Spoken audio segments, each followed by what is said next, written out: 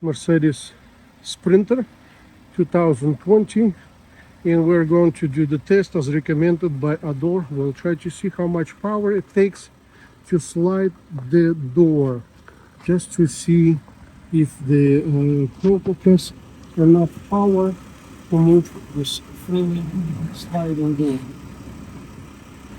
This is how it slides. This is the most for the doors.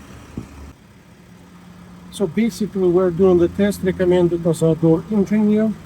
With this test we'll be able to see how much kilogram power it takes to actually move and operate the door. Ador Croco motor has 20 kilogram powers.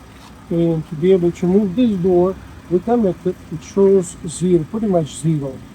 And we'll start to pull it. It goes up to 5-6 kilograms, so 0, and we start to pull it, and around 5, 6, sometimes 7, and it will move the door. So we try it again, and we're pulling,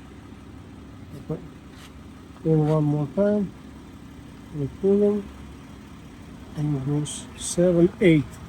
Still, the Croco has 20 kilogram power, so it's 3 times more than needed to move the Mercedes sliding.